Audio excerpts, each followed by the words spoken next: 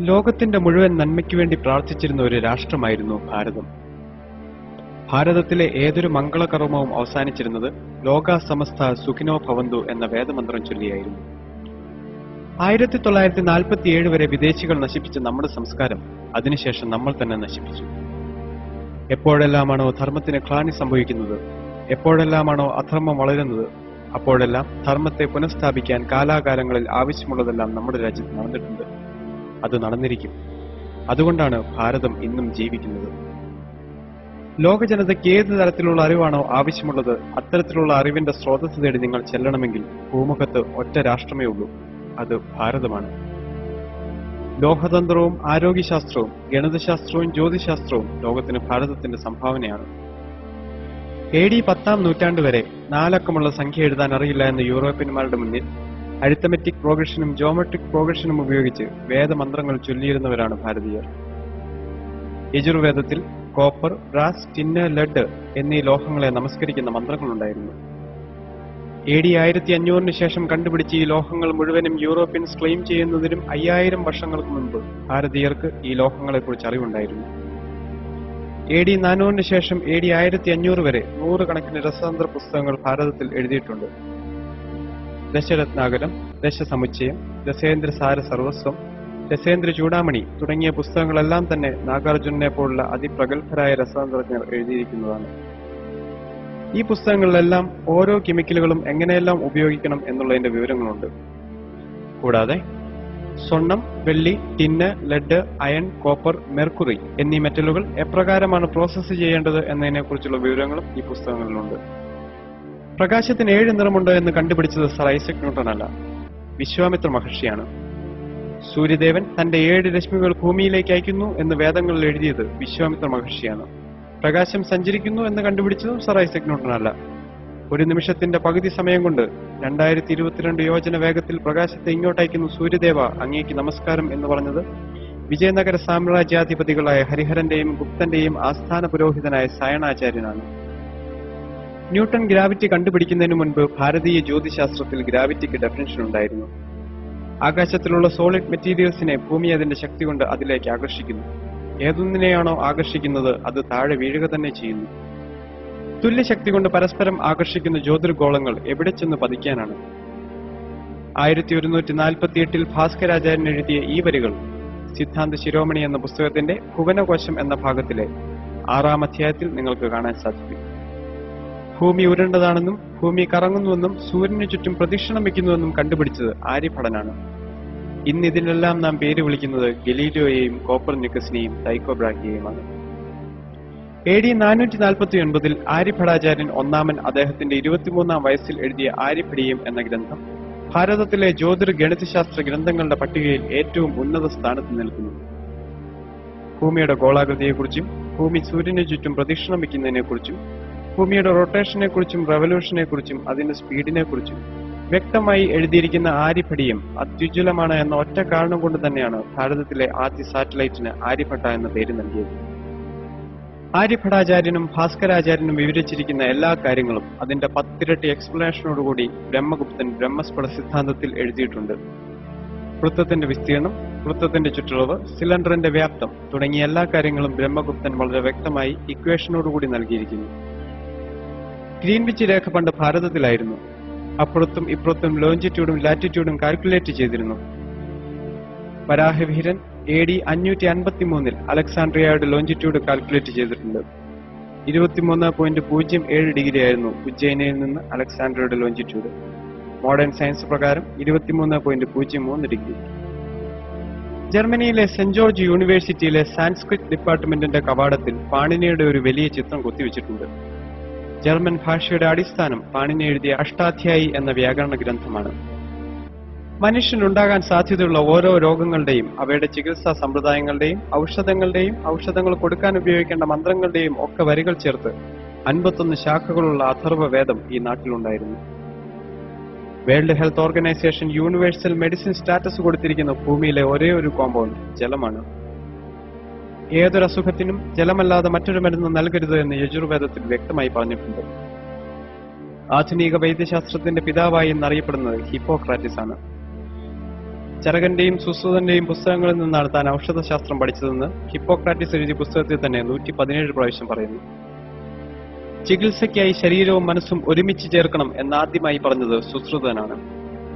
ശരീരത്തിനേൽക്കുന്ന ഏതൊരാഘാതവും മനസ്സിനെയും, മനസ്സിനേൽക്കുന്ന ഏതൊരാഘാതവും ശരീരത്തെയും ബാധിക്കുമെന്ന് സുശ്രുത സംഹിതയിൽ പറയുന്നു.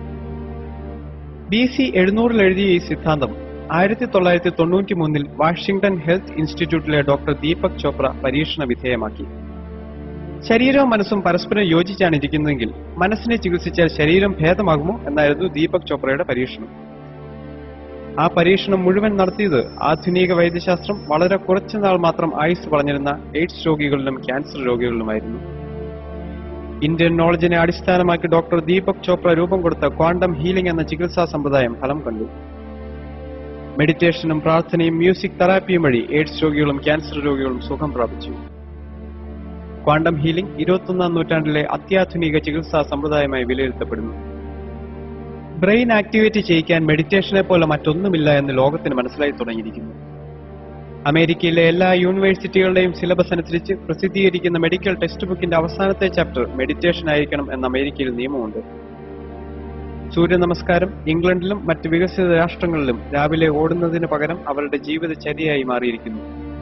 സൂര്യ നമസ്കാരം ചെയ്യുമ്പോൾ ശരീരത്തിലെ 186ഓളം മൂവബിൾ ജോയിന്റുകൾക്ക് വ്യായാമം ലഭിക്കുന്നു. വാഷിംഗ്ടൺ പോസ്റ്റ് മാഗസിന്റെയും ന്യൂയോർക്ക് ടൈംസ് മാഗസിന്റെയും റിപ്പോർട്ട് അനുസരിച്ച് 40 വയസ്സ് കഴിഞ്ഞ അമേരിക്കക്കാരിൽ 64% വ്യക്തികളും യോഗ ചെയ്യുന്നവരാണ്. പരിണാമ സിദ്ധാന്തത്തിന്റെ ഉപജ്ഞാതാവ് ഡാർവിൻ അല്ല, പതഞ്ജലി മഹർഷിയാണ്. ജീവജാലങ്ങളുടെ പരിണാമം പ്രകൃതി നിയമമാണ് എന്ന് പതഞ്ജലിയുടെ യോഗശാസ്ത്രത്തിൽ പറഞ്ഞിട്ടുണ്ട്. യോഗശാസ്ത്രത്തിലെ വരികൾ അനുസരിച്ച് ആദ്യ ജീവസൃഷ്ടി ആരംഭിച്ചത് മത്സ്യരൂപത്തിലാണ്. അതിനുശേഷം കൂർമാവതാരമായി. കൂർമ്മത്തിൽ നിന്നുള്ള പരിണാമം വരാഹത്തിലേക്ക്, വരാഹത്തിൽ നിന്നും പകുതി മനുഷ്യനും പകുതി ജന്തുവുമായ നരസിംഹത്തിലേക്കുള്ള പരിണാമം. ആധുനിക ശാസ്ത്രമനുസരിച്ച് എസ്കിമോകളാണ് ലോകത്തിൽ ജനിച്ച ആദ്യത്തെ മാനവരാശി. പൊക്കം കുറഞ്ഞ 4 അടി മാത്രം പൊക്കമുള്ള എസ്കിമോകളെ താരതമ്യം ചെയ്യാൻ പാകത്തിനുള്ള വാമനനിലേക്കാണ് അടുത്ത പരിണാമം. കല്ലുകളെ ആയുധമാക്കി വേട്ടയാടാൻ ആരംഭിച്ച മനുഷ്യനെ പ്രതിനിധീകരിക്കാൻ പരശുരാമാവതാരം. പരശുരാമനിൽ നിന്നും വിവേചനവും ബുദ്ധിയും ശക്തിയും ഒരുമിച്ച് ചേർത്ത് ഒരു രാജ്യം നിർമ്മിക്കുന്ന ശ്രീരാമാവതാരം. അവിടെ നിന്ന് ശരിയും തെറ്റും ശാസ്ത്ര സത്യങ്ങളും ആത്മീയ സത്യങ്ങളും വിവേചിച്ചറിയുന്ന മാനേജ്മെന്റ് വിദഗ്ധനായ ശ്രീകൃഷ്ണാവതാരം. ധർമാധിഷ്ഠിതമായ മാനേജ്മെന്റ് ലോകത്തിന് സംഭാവന ചെയ്ത ശ്രീകൃഷ്ണാവതാരം നടന്നത് BC 3100കളിലായിരിക്കണം. ലെ ഷാറ്റ്ലിയർ പ്രിൻസിപ്പിളിന്റെ അടിസ്ഥാനം ഭഗവത്ഗീതയാണ്. Whenever the system is in equilibrium is disturbed, the system will adjust itself in such a way that the effect of the change is nullified. ഇതേ കാര്യം ഭഗവത്ഗീതയിൽ പറഞ്ഞിരിക്കുന്നത് ശ്രദ്ധിക്കുക. യഥാ യഥാ ഹി ധർമ്മസ്യ ഗ്ലാനിർഭവതി ഭാരത അഭ്യുത്ഥാനമധർമ്മസ്യ തത്തത്മാനം സജാമ്യഹം പരിത്രാണായ സാധൂനാം വിനാശായ ച ദുഷ്കൃതം ധർമ്മ സംസ്ഥാപനാർത്ഥായ സംഭവാമി യുഗേ യുഗേ. സന്തുലിതാവസ്ഥയിലിരിക്കുന്ന ഒരു സമൂഹത്തിൽ അധർമ്മം വർദ്ധിക്കുമ്പോൾ the system will adjust itself. ധർമ്മത്തെ പുനഃസ്ഥാപിക്കാനായി വേണ്ടതെല്ലാം പ്രകൃതി തനിയെ ചെയ്യുന്നു. ഞായറാഴ്ച അവധി ദിവസമായിരിക്കണം എന്ന് തീരുമാനിച്ചത് ബ്രിട്ടീഷുകാരല്ല, ചാണക്യനാണ്. ചാണക്യന്റെ അർത്ഥശാസ്ത്രത്തിൽ നിർബന്ധമായും 8 മണിക്കൂറിൽ കൂടുതൽ ജോലി ചെയ്യിപ്പിക്കരുതെന്നും 45 മിനിറ്റ് ഉച്ചയ്ക്ക് റെസ്റ്റ് കൊടുക്കണമെന്നും വർഷത്തിൽ 1 മാസം മെഡിക്കൽ ലീവ് കൊടുക്കണമെന്നും 10 ദിവസം കാഷ്വൽ ലീവ് കൊടുക്കണമെന്നും അതുപോലെ തന്നെ ഖനികളിലും പട്ടാളത്തിലും ജോലി ചെയ്യുന്നവർക്ക് ആഴ്ചയിൽ 2 ദിവസം ലീവ് കൊടുക്കണമെന്നും വ്യക്തമായി പറഞ്ഞിട്ടുണ്ട്. വിഷ്ണു ശർമ്മ AD 505 എഴുതിയ പഞ്ചതന്ത്രം എന്ന പുസ്തകം അമേരിക്കയിലെ CIA സിലബസിന്റെ ഭാഗമാണ്. ലോഹതന്ത്രമായാലും ആരോഗ്യശാസ്ത്രമായാലും ഗണിതശാസ്ത്രമായാലും ജ്യോതിശാസ്ത്രമായാലും ഭാരതത്തിന്റെ ശാസ്ത്ര പൈതൃകം ഇന്നും പുനർവിചിന്തനത്തിന് വിധേയമായിക്കൊണ്ടിരിക്കുന്നു. ഓക്സ്ഫോർഡ് യൂണിവേഴ്സിറ്റിയിലെ വളരെ പ്രശസ്തമായ ലൈബ്രറിയാണ് ഓഡ്ലിയൻ ലൈബ്രറി. അവിടെ 20,000-ഓളം വരുന്ന ചെറിയ കറുത്ത പെട്ടികൾ സൂക്ഷിച്ചു വെച്ചിട്ടുണ്ട്. 1946 വരെ ഇന്ത്യയിൽ നിന്നും ബ്രിട്ടീഷുകാർ കൊണ്ടുപോയ താളിയോല ഗ്രന്ഥങ്ങളാണ് ആ കറുത്ത പെട്ടികളിൽ സൂക്ഷിച്ചിരിക്കുന്നത്. പ്രശസ്തരായ പല ഗവേഷകരും ശാസ്ത്രജ്ഞരും ഇന്നും ആ ഗ്രന്ഥങ്ങൾ പഠിക്കാൻ ശ്രമിക്കുന്നു. ഹാർവാർഡ് യൂണിവേഴ്സിറ്റിയിൽ 442 ഋഗ്വേദ ഗ്രന്ഥങ്ങൾ സൂക്ഷിച്ചിട്ടുണ്ട്. ലോകം ഭാരതത്തിന്റെ മുന്നിൽ 2 കൈയും നീട്ടി അറിവുകൾക്ക് വേണ്ടി യാചിക്കുന്ന ഒരു ദിവസമുണ്ടാകുമെന്ന് അർത്ഥശങ്കയ്ക്കിടയില്ലാത്ത വിധം പറഞ്ഞവരിൽ ഒരാള് മാക്സ് മുള്ളറായിരുന്നു. 11 വർഷം സംസ്കൃതം പഠിച്ച് വേദങ്ങളെ ട്രാൻസ്ലേറ്റ് ചെയ്ത് 47 പുസ്തകങ്ങൾ അടങ്ങിയ ദ ബുക്സ് ഓഫ് ഓറിയന്റൽസ് എഴുതിയ മഹാപണ്ഡിതനായിരുന്നു മാക്സ് മുള്ളർ. നമ്മൾ യൂറോപ്യന്മാർ അന്ധകാരത്തിൽ ജീവിച്ചിരുന്ന കാലത്ത് ഒരു സമൂഹം പ്രകാശത്തിൽ ജീവിച്ചിരുന്നു. അവരുടെ സംഭാവനകൾ നാം മറക്കരുത് എന്ന് പറഞ്ഞത് ആൽബർട്ട് ഐൻസ്റ്റീൻ ആണ്. ഭഗവത്ഗീതയില്ലായിരുന്നെങ്കിൽ E=mc² എന്ന ഇക്വേഷൻ തനിക്ക് കണ്ടുപിടിക്കാൻ സാധിക്കില്ലായിരുന്നു എന്നും ഐൻസ്റ്റൈൻ പറഞ്ഞിട്ടുണ്ട്. മരിക്കുന്നതുവരെ അദ്ദേഹം ഭഗവത്ഗീത തന്റെ കയ്യിൽ സൂക്ഷിച്ചിരുന്നു. വേദം പഠിക്കാൻ എല്ലാവർക്കും അവകാശമുണ്ട്. കാരണം വേദം എഴുതിയ വേദവ്യാസൻ മുക്കുവനാണ്. ശ്രീകൃഷ്ണനും ശ്രീരാമനും ബ്രാഹ്മണനായിരുന്നില്ല. വൈതരയൻ ചണ്ടാളനായിരുന്നു. വാൽമീകി കാട്ടാളനായിരുന്നു. ഇവർക്കെല്ലാം വേദം പഠിക്കാമെങ്കിൽ, ഇവർക്കെല്ലാം വേദരചന നടത്താമെങ്കിൽ ബ്രാഹ്മണർ മാത്രമേ വേദം പഠിക്കാവൂ എന്ന നിലപാടിൽ അർത്ഥമില്ല.